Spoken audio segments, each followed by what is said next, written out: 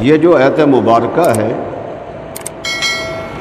آیت کافی لمبی ہے، اس میں سے یہ کچھ حصہ جو ابھی میں نے تلاوت کیا کہ الیوم اکملت لکم دینکم واتممت علیکم نعمتی ورضیت لکم الاسلام دینا، اب اس اتنے حصے کا اس میں 3 باتیں اللہ جل مجدہ نے ارشاد فرمائیں، یہ جو میں نے ابھی آیت کا حصہ پڑھا ہے۔ اس آیت کا یہ پچھلی جو آیت گزری ہے اس کے ساتھ تعلق نسبت کیا ہے، پہلی تو بات یہ دیکھنی ہے، کیا جوڑ ہے۔ دوسری بات یہ دیکھنی ہے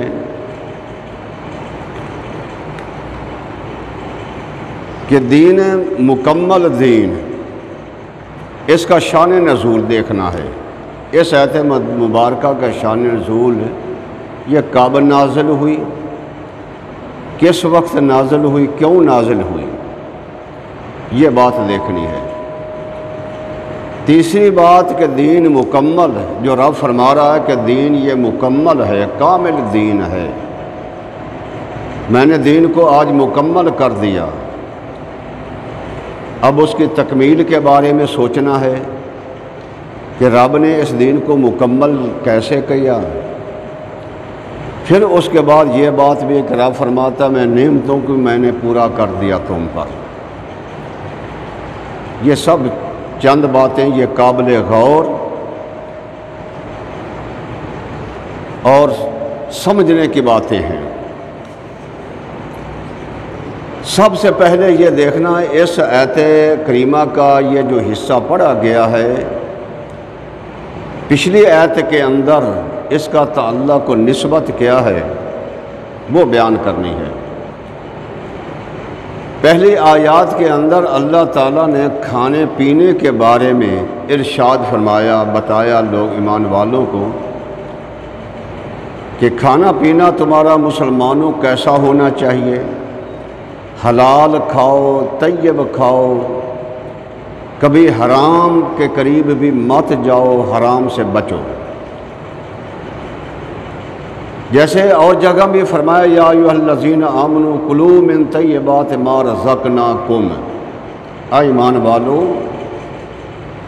جو اللہ نے تمہارے لیے طیب پاک رزق دیا ہے اس میں سے کھاؤ، حرام رزق مت کھاؤ۔ اور اس آیت مبارکہ کے اندر بھی فرمایا کہ حرمت علیکم المیتۃ، یعنی وہ چیزیں جو مسلمان کے لیے حرام ہیں، وہ چیزیں جو مسلمان کو کھانی نہیں چاہیے، جن کا کھانا سخت گناہ ہے، اس کے بارے میں اس آیت مبارکہ کے اندر اللہ فرما رہا ہے۔ حرمت علیکم المیتۃ، ایمان والو تم پر اللہ نے مردے کو حرام کر دیا ہے، مرا ہوا کوئی جانور ہو، پرندہ ہو، اس میں سے تم کھا نہیں سکتے کیونکہ وہ حرام ہے۔ بددمہ اور خون، یعنی کہ کسی جانور کا خون جو ہے وہ بھی اس کا پینا جو ہے وہ بھی حرام ہے تم پر۔ ولحم الخنزیر، اور خنزیر کا گوشت کھانا، یہ بھی تمہارے لیے حرام ہے۔ یہود و نصارہ وہ تو کھاتے ہیں ان کے اپنے مذہب کے مطابق، لیکن ایمان والو تمہارے لیے یہ خنزیر کا گوشت حرام رب نے فرما دیا ہے۔ 3 باتیں، ایک تو مردہ حرام ہو گیا، دوسرا خون حرام ہے، تیسرا لحم الخنزیر، خنزیر کا گوشت بھی تم پر حرام ہے۔ وما اہل لغیر اللہ، وہ جانور جو غیر اللہ کے نام پر ذبح کیا گیا وہ بھی تم پر حرام ہے، یعنی ذبح کرنے کے وقت بسم اللہ اللہ اکبر نہیں کیا گیا، بسم اللات کہا گیا، بسم العزیٰ کہا گیا، یعنی بتوں کا نام لیا گیا، تو وہ جانور جو ہے وہ اس کا کھانا بھی تم پر حرام ہے۔ کیونکہ کافر جو تھے وہ جب جانور کو ذبح کرتے تھے تو اپنے بتوں کا نام لے کر ذبح کرتے تھے. بسم اللہ لات، لات کا نام لیا، لات ان کا بت تھا. بسم اللہ عزا، عزا ان کا نام تھا، یا اسی طرح اور ان کے خداؤں کے نام تھے. یا جیسے آج کل ہندوؤں کے اندر مختلف انہوں نے خدا بنائے ہوئے ہیں بتوں کو، تو وہ اگر ان بت کا نام لے کر اس جانور کو ذبح کرتے ہیں تو اس جانور کا گوشت کھانا جو ہے ایمان والے پر، مسلمان پر حرام ہے. اہل لغیر اللہ، غیر اللہ کے نام پر ذبح کیا گیا. ذبح کرنے کا وقت ہے، نام ہے ذبح کرنے کے وقت. اگر پہلے اس کا کوئی بھی نام رکھ دیا جائے تو وہ چیز حرام نہیں ہوتی. جیسے مثال کے طور پر ہم کہتے ہیں یہ قربانی کا بکرا ہے، تو اب قربانی کا بکرا کہنے سے قربانی رب کا نام تو نہیں ہے. قربانی کا بکرا کہنے سے بکرا حرام نہیں ہو جائے گا. یہ عقیقے کا بکرا ہے. اب عقیقہ جو ہے یہ رب کا نام تو نہیں ہے. عقیقے کا بکرا کہنے سے وہ بکرا حرام نہیں ہوگا. یہ ولیمہ کا بکرا ہے. اب ولیمے کا نام کہنے سے وہ بکرا حرام نہیں ہوگا. کوئی ولیمہ رب کا نام تو نہیں ہے. اسی طرح کہا جائے کہ یہ 11ویں شریف کا بکرا ہے یا میلاد النبی کا بکرا ہے، یعنی کیا مطلب؟ یعنی 11ویں شریف پر ہم اس کو اللہ کے نام پر ذبح کریں گے، یا میلاد النبی جب ہم منائیں گے تو اس بکرے کو رب کے نام پر ذبح کریں گے. تو پہلے نام رکھنے سے وہ چیز حرام نہیں ہو جاتی. یہ مغالطہ ہونا چاہیے، مغالطہ دور ہونا چاہیے. بلکہ اہلا لغیر اللہ فرمایا کہ ذبح کے وقت غیر اللہ کا نام لوگو تو پھر وہ حرام ہوگا. اگر ذبح کے وقت اسے بسم المیلاد کہہ دو، یا بسم ال11ویں کہہ دو، یا بسم الغوث کہہ دو، یا کسی اور بزرگ کا نام لے گو تو پھر وہ حرام ہو جائے گا. اگر تم نے بسم اللہ اللہ اکبر کہہ کر ذبح کیا ہے تو وہ حرام نہیں بلکہ وہ حلال ہوگا، طیب ہوگا. تو بعض لوگوں کے دلوں کے اندر یہ مغالطہ پیش ہوتا ہے، یا مغالطہ لوگوں کے دلوں کے اندر ڈال دیتے ہیں. یعنی 11ویں شریف کا چیز جو ہے وہ بھی حرام ہو جائے گی اور میلاد کی چیز بھی حرام ہو جائے گی. اسی طرح خدا جانے وہ کیا کیا منہ سے نشے کی حالت میں بک دیتے ہیں. یہ چیزیں حرام نہیں ہیں. کیوں قرآن کو بگاڑتے ہو؟ کیوں حدیث مصطفیٰ کو بگاڑتے ہو؟ کیوں مسلمانوں کے ایمان کے دشمن بنے ہوئے ہو؟ صاف قرآن پاک کہہ رہا ہے وما اہل لغیر اللہ، جو غیر اللہ کے نام پر حلال کیا جائے. اب یہ چوتھی بات ہے جو مسلمانوں کے لیے حرام ہے. یہ چوتھی چیز، پہلے مردہ، پھر خون، اور پھر خنزیر کا گوشت، اور غیر اللہ کے نام پر ذبح. والمخنقۃ، پانچویں چیز، گلا گھونٹ کر مارا گیا. کسی جان کا گلا دبا کر اسے مار دیا گیا، وہ مر گیا. اب وہ بھی تمہارے لیے حلال نہیں بلکہ وہ بھی تمہارے لیے حرام ہے.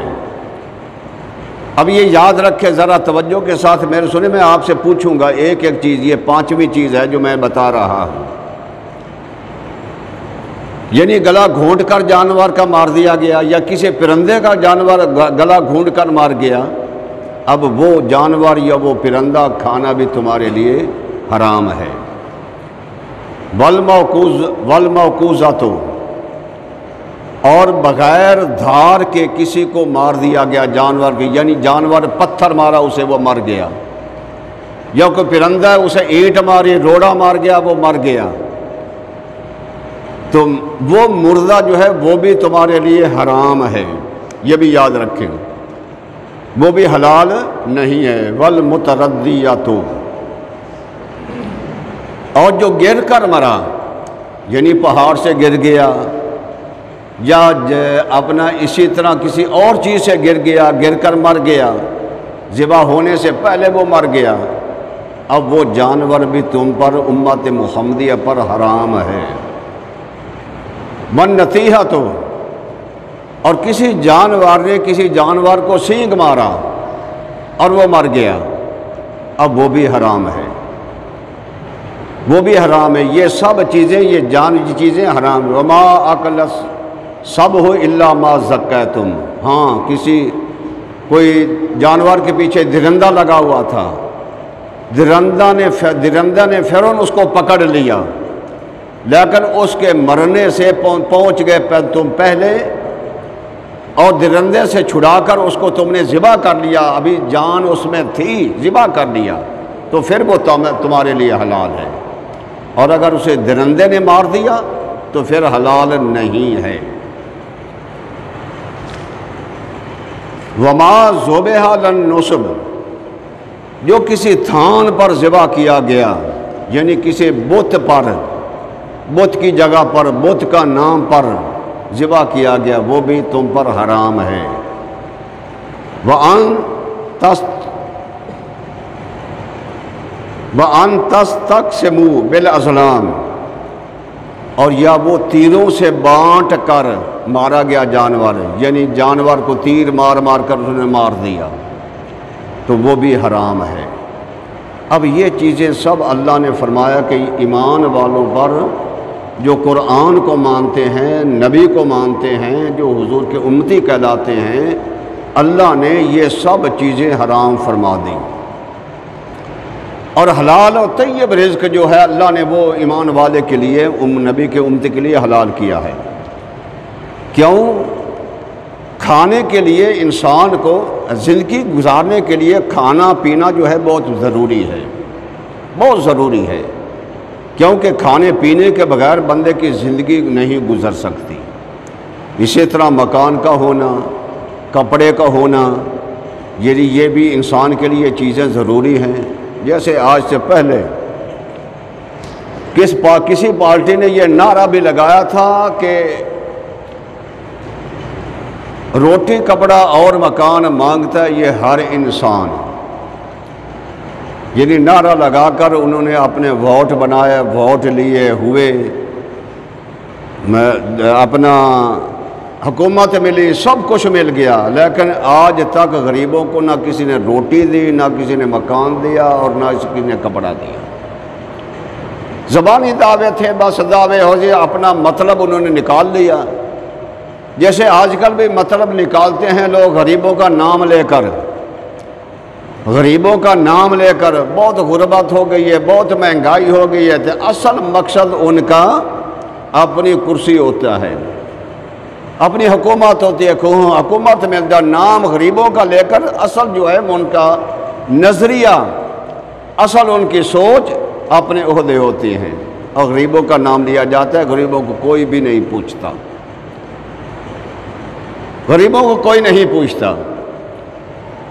تو میں کہہ رہا تھا، تو کپڑا، روٹی کپڑا اور مکان کا نعرہ لگانے والے آج تک کتنی مرتبہ حکومتیں کر گئے، سچ کو کر گئے، لیکن آج تک کسی غریب کو کسی نے نہ روٹی دی، نہ کپڑا دیا، نہ مکان دیا، بلکہ مکان بھی چھین لے، روٹی بھی مہنگائی کر کے انہیں منہوں سے چھین لی، اور کپڑے بھی چھینے جا رہے ہیں۔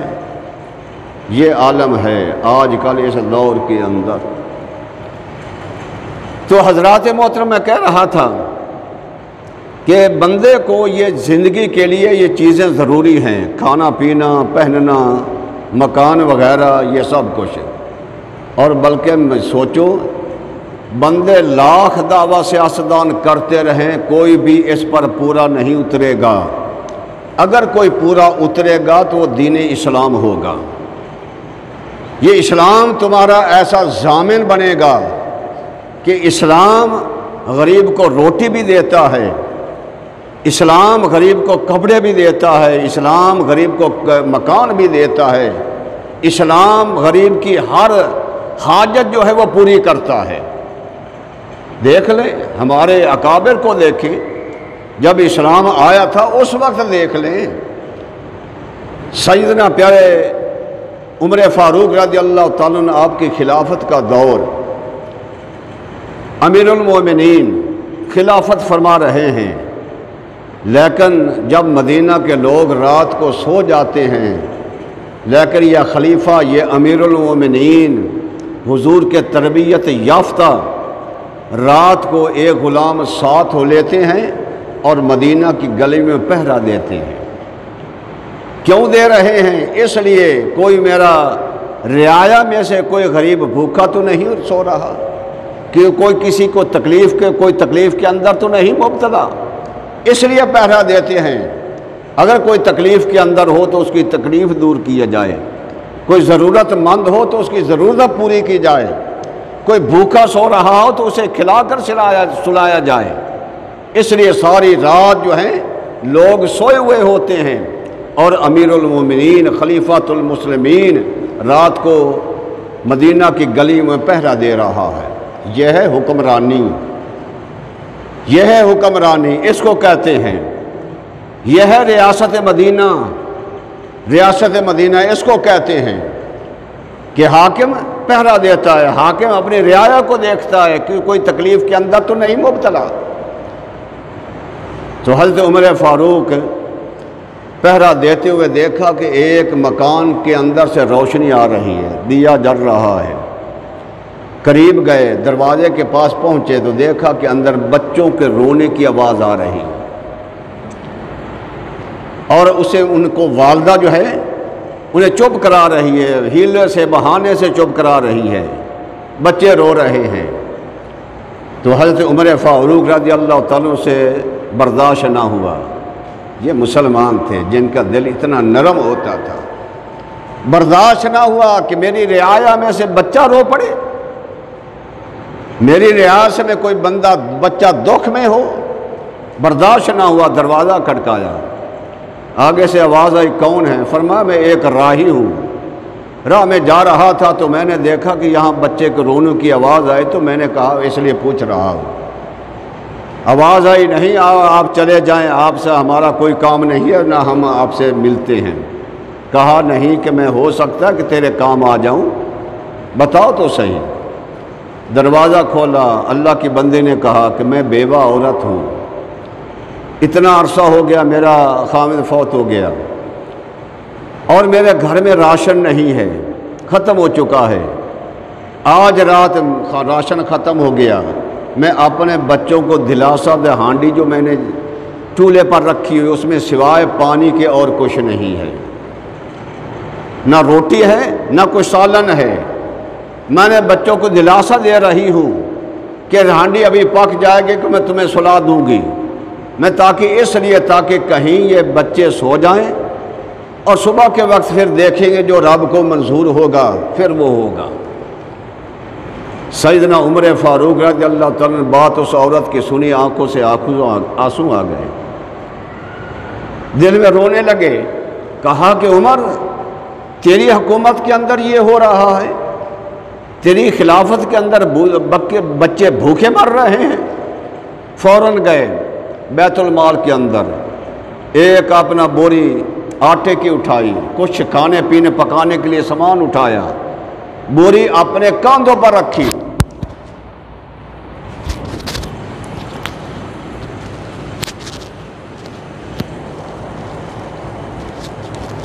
بوری اپنے کاندھوں پر رکھی اور وہاں سے چل پڑے۔ غلام کہتا ہے حضور یہ بوجھ مجھے اٹھا دیں، بوری میں اٹھا لیتا ہوں۔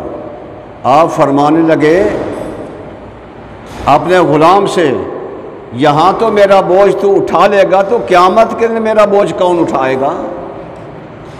یہ تھے اللہ کے بندے، جیسے ریاست مدینہ والے، ان کے رکھوالے، ان کا نام لینے والے۔ پھر قیامت کے دن تو میرا بوجھ کون اٹھائے گا؟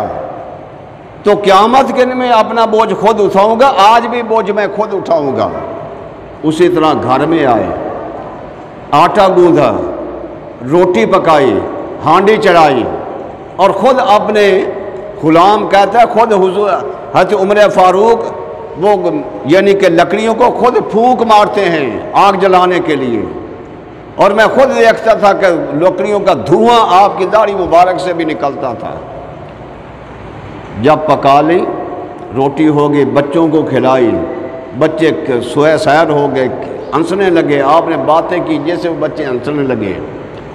عورت کہنے لگی کہ اللہ آپ کا بھلا کرے، میں تو دعا کرتی ہوں کہ عمر کی بجائے اللہ تجھے خلیفہ بنا دے، عمر کی بجائے اللہ تجھے خلیفہ بنا دے، تو آپ فرمانے لگے اللہ کی بندی عمر کو معاف کر دو، اسے پتہ نہیں ہے کہ تیرے ساتھ تیرا راشن ختم ہو گیا، تو عمر کو معاف کر دو۔ اس نے کہا میں عمر کو معاف نہیں کروں گی، میں تو حضور کی بارگاہ میں شکایت کروں گی۔ آپ رونے لگے، چلو میرے لیے معاف کر دو، میں نے تمہیں یہ سب کو لا کر دیا، میرے لیے معاف کر دو۔ کہنے لگی چلو ٹھیک ہے میں معاف کرتی ہوں، لیکن میں یہ دعا بھی کرتی ہوں کہ عمر کی بجائے اللہ تجھے امیر المومنین بنا دے۔ تو آپ کہنے لگے کہ یہ دعا بھی تیری قبول ہو گئی کہ میرا ہی نام عمر ہے۔ یہ تھے ریاست مدینہ والے، یوں ہمدردیاں کرتے تھے، یوں احتیاط کرتے تھے، یوں دیکھتے بھالتے تھے۔ تو حضرات محترم میں عرض کر رہا تھا کہ یہ حلال حرام چیزیں ایمان والے کے لیے رب نے حرام کر دیے ہیں۔ حلال چیزیں ایمان والوں کے لیے کہا کہ حلال چیزیں کھاؤ، کبھی حرام کے قریب مت جاؤ۔ کیوں؟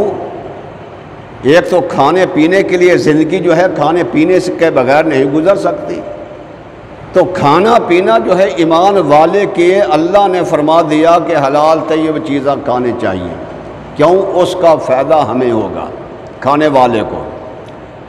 اگر حلال چیزیں کھائیں گے، طیب چیزیں کھائیں گے، دلوں کے اندر نور پیدا ہوگا، عبادت کے اندر لذت پیدا ہوگی، سکون محسوس ہو گیا، بے چینی نہیں آئے گی۔ یہ جو ٹینشنیں آتی ہیں آج کل، اکثر لوگ یار بڑی ٹینشنوں میں ہوں، وہ ٹینشنیں کیوں آتی ہیں؟ کبھی سوچا ہے کہ ہم کیا کھا رہے ہیں؟ وہ ٹینشن نہیں ہوگی، سکون ہوگا، دل میں سکون، عبادت کے اندر لذت و سرور پیدا ہوگا، دل خود بخود کہے گا کہ اللہ کی بارگاہ میں جھک جائیں۔ کیوں کہ حلال و طیب تم نے کھایا ہوا ہے۔ پھر تمہاری زبان کے اندر بھی اثر ہوگا کہ اگر اللہ کی بارگاہ میں دعا کرو گے تو اللہ اس دعا کو قبول بھی فرما لے گا، قبول بھی کر لے گا۔ کیوں؟ وہ زبان کے اندر بھی اثر وہ ہو جائے گا حلال کا۔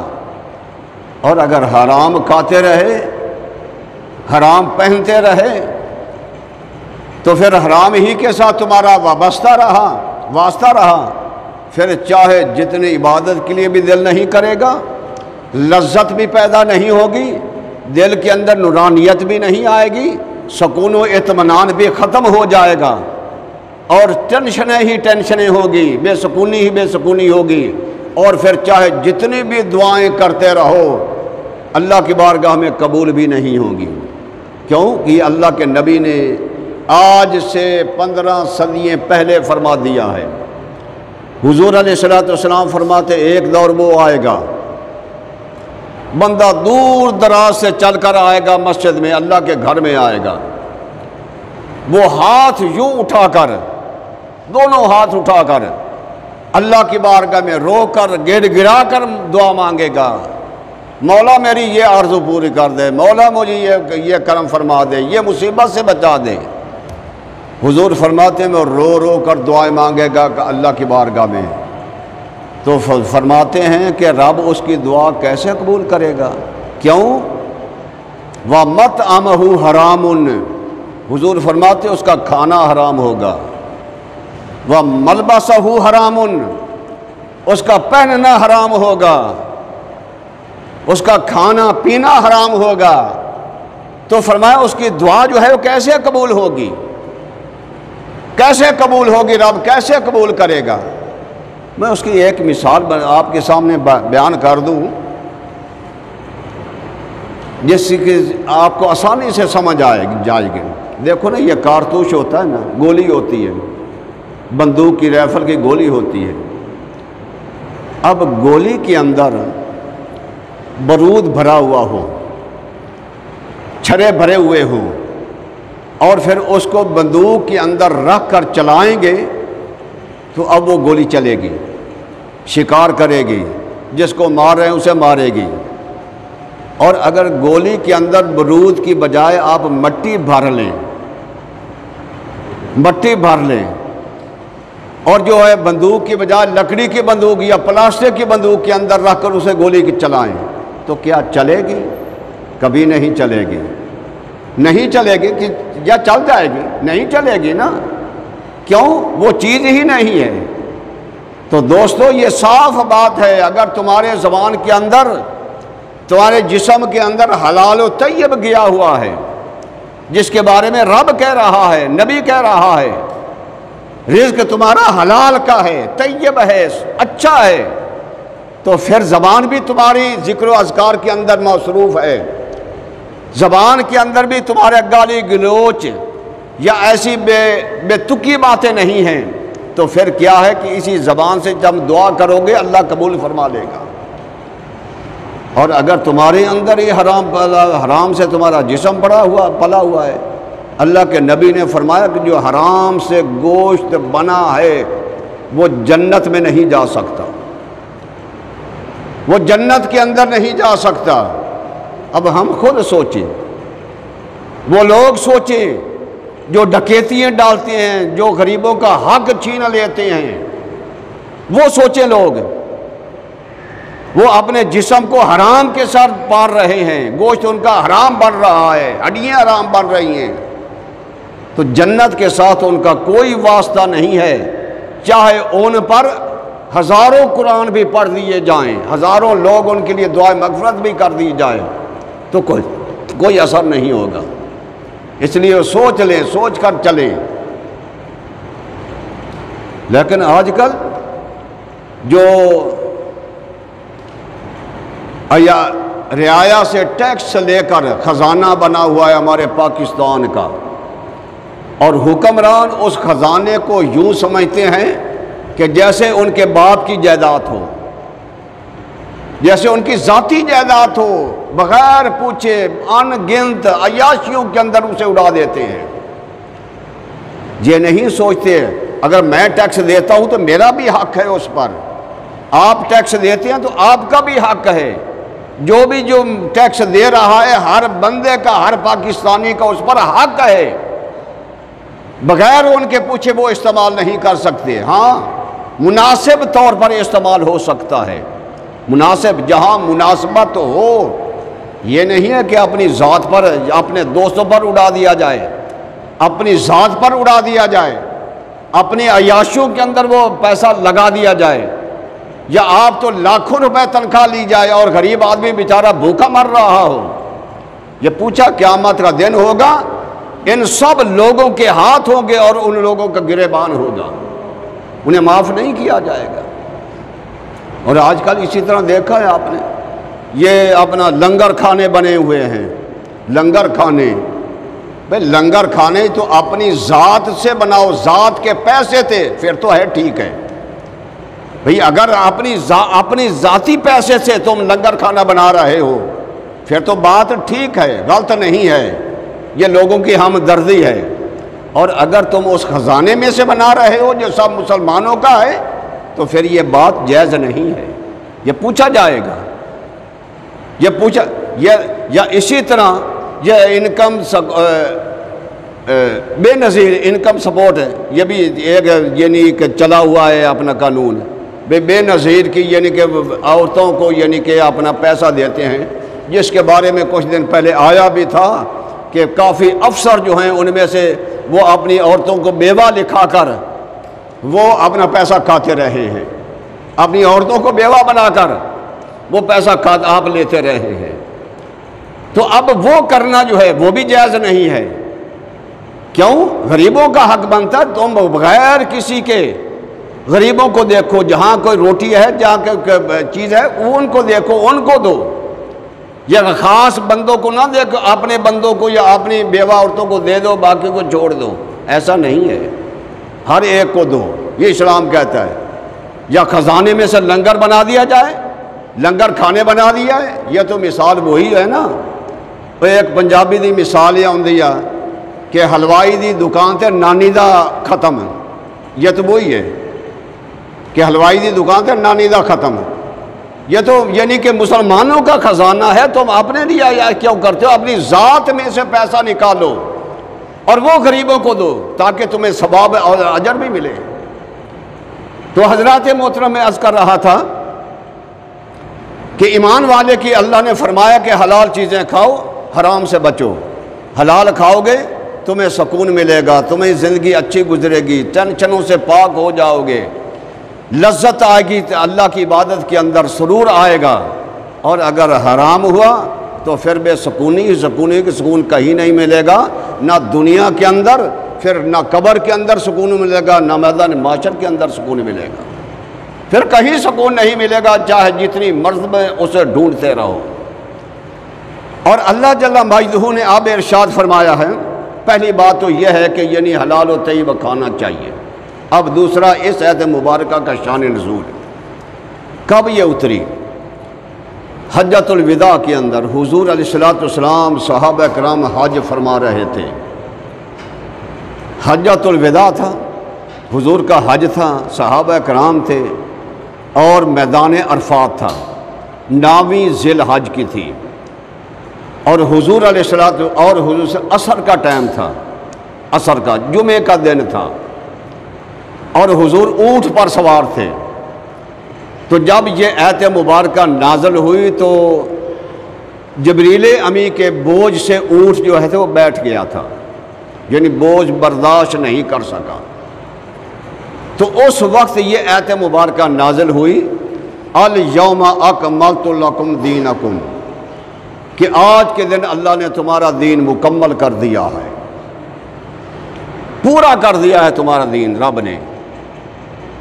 تو جب رب نے آخری نبی ہے، دین بھی آخری ہے، رب نے مکمل فرما دیا، رب فرمانے والا ہے، تو اگر کوئی اور چین بچاں کرے یا کوئی اور کہے کہ اب اس دین کی ضرورت نہیں ہے یا اور نبی آنا چاہیے، وہ کیسا بد دماغ قسم کا گندہ ذہن کا بندہ ہے، کیسا بندہ گندہ ذہن کا، آخر وہ جائے گا جہنم میں، ہمیں کیا۔ الیوم اکملت لکم دینکم، آج کے دن میں نے تمہارا دین کو مکمل کر دیا ہے، مکمل دین۔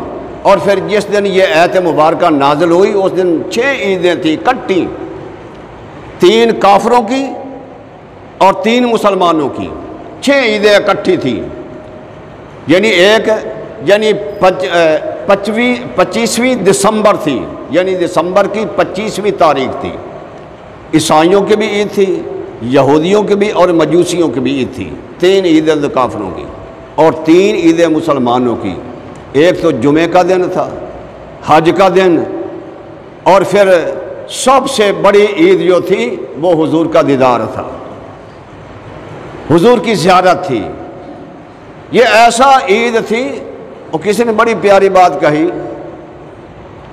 کہ ہم تو عید مناتے ہیں سال کے بعد، کسی کو نصیب ہوتی ہے، کوئی بد نصیب رہ جاتا ہے اس سے بھی، لیکن صحابہ کتنے خوش قسمت تھے کہ صحابہ وہ صحابہ تھے جنہیں ہر وقت عید حاصل تھی۔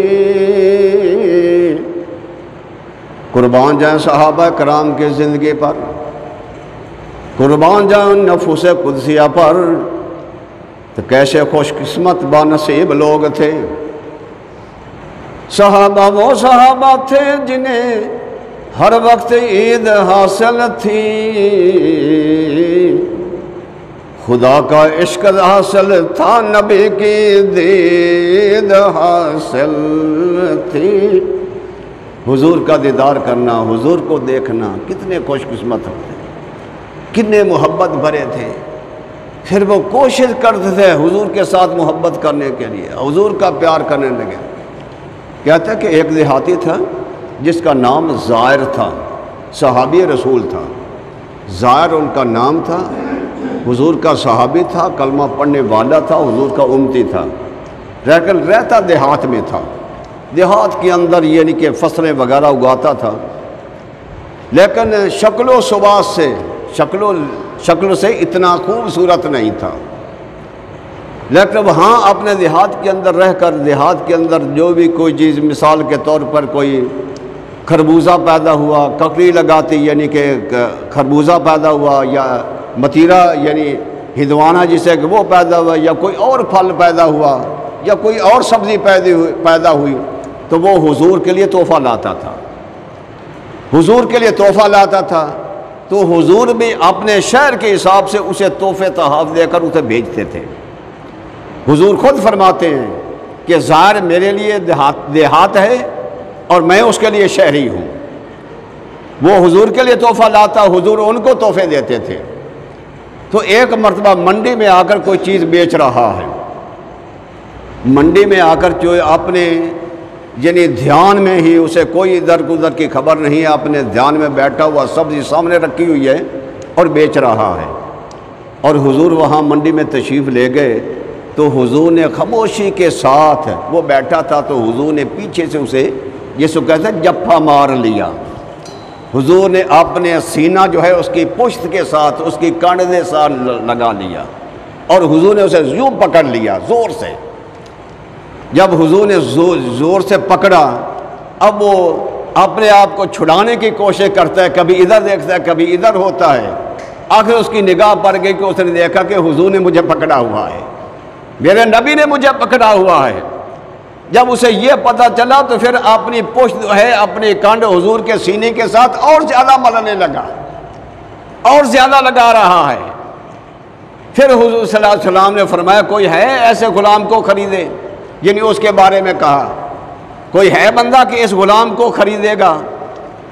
عرض کی یا رسول اللہ صلی اللہ علیہ وسلم اس غلام کی کیا قیمت ہوگی؟ کوئی قیمت نہیں۔ آپ نے فرمایا نا، اور دنیا والے اگر تیری قیمت نہیں پہچانیں گے، تیرے رب سے پوچھتے تیری قیمت کیا ہے، رب سے ہاں تیری قیمت کتنی ہے۔ تو حضرات محترم، جو بازار مصطفیٰ میں بک جاتا ہے قیمت اس کی رب کے ہاں ہوتی ہے، اور جو دور ہو جاتا ہے وہ دنیا کے اندر چار جال تو چہل پہل کر لے گا، پھر اس کی کوئی بلکہ ذل و خوار دنیا ہی کے اندر بھی ہو جاتا ہے۔ آخرت کی بات تو بعد میں ہے، قبر کے اندر ذلت تو بعد میں ہے، دنیا ہی کے اندر ذل و خوار ہو جاتا ہے۔ اکثر دیکھے گئے ہماری نظروں کے سامنے ایسی بات ہوئی ہے، دنیا کے اندر ذل و خوار ہوتے ہوئے لوگوں کو دیکھا گیا، تو قبر کے بعد تو بعد رہی ہے۔ تو حضرات مور صحابہ کرام رضوان اللہ علیہ حضور صلی اللہ علیہ وسلم، صحابہ کرام حضور کے ساتھ پیار و محبت کرتے تھے۔ اسی طرح حضرت پیار و محبت دیکھے صحابہ کرام کو۔ حضرت عروہ بن مسعود ثقفی، یہ اس وقت کافر تھے، یہ کافر تھے، اور ان کے بھتیجا مغیرہ بن شعبہ، یہ بھتیجے تھے، یہ مسلمان ہو چکے تھے۔ مغیرہ بن شعبہ یہ مسلمان ہو چکے تھے، عروہ بن مسعود یہ اس وقت کافر تھے، بعد میں یہ بھی ایمان لے آئے تھے۔ اب صلح حدیبیہ جب ہوا تو حضور حدیبیہ کے مقام میں حضور ٹھہرے۔ جب وہاں ٹھہرے تو کافروں کی طرف سے سفیر بن کر آئے حضور کی بارگاہ میں۔ حضور نے بھی حضرت عثمان غنی کو سفیر بنا کر بھیجا، اس لیے کافروں کو بتایا کہ ہم صرف عمرہ کرنے کے لیے آئے ہیں، نہ لڑائی کے لیے نہ کوئی اور ہمارا ارادہ ہے، صرف عمرہ کریں گے واپس چلے جائیں گے۔ ادھر سے کافروں کی طرف سے سفیر بن کر یہ عروہ بن مسعود ثقفی آئے، اس لیے کہنے کے لیے کہ حضور آپ اس لیے آج عمرے کے لیے نہ آئیں، پھر کبھی آ جائیں گے کیونکہ یہاں لڑائی کا خدشہ ہے، یعنی جیسے بھی اس نے کہا۔ حضور کی بارگاہ میں آ کر باتیں کر رہا تھا، تو جب باتیں کرتا ہوا حضور نے فرمایا کہ ہم صرف عمرہ کرنا ہے، ہمارا اور کوئی ارادہ نہیں ہے۔ تو وہ بات کرتا ہوا حضور کی داڑھی کو ہاتھ لگایا، یعنی جیسے بندہ منت کرتا ہے تو ایسے حضور کو داڑھی کو لگا لیا کہ یا رسول اللہ اس وقت آپ عمرہ نہ کریں، واپس چلے جائیں، پھر کبھی آ کر عمرہ کریں۔